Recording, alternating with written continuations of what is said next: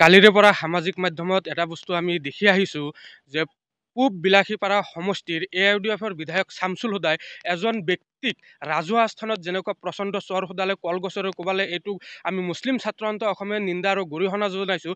ৰাইজে নিৰ্বাচিত কৰি পঠোৱা প্ৰতিনিধিৰ এনে আচৰণ ব্যৱহাৰ কোনো পধ্যেই গ্ৰহণযোগ্য নহয়। আমি মুছলিম ছাত্ৰ সন্থ অসম বিধানসভা সমষ্টিৰ সন্মানীয় অধ্যক্ষ মহোদয়ক আমি দাবী জনাইছোঁ যে তেখেতৰ বিধায়ক পদ খাৰিজ কৰিব লাগে আৰু উক্ত স্থানৰ প্ৰশাসনক আমি দাবী জনাইছোঁ যে তেখেতক সেই বিধায়কজনক গ্ৰেপ্তাৰ কৰিব লাগে। কাৰণ এজন বিধায়কে ৰাজহুৱা স্থানত এজন মানুহক মাৰপিট কৰাটো কোনোপধ্যেই গ্ৰহণযোগ্য নহয়। আমি মুছলিম ছাত্ৰ সন্থ অসমে ধিক্কাৰ আৰু গৰিহণা জনাইছোঁ।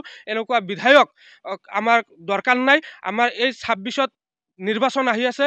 আমি গতিকে এনেকুৱা বিধায়কক বা সেইজন বিধায়কক আমি যোগ্য প্ৰত্যুত্তৰ দিবলৈ আমি মুছলিম ছাত্ৰ সন্থ অসমে ৰাইজক দাবী জনাইছোঁ।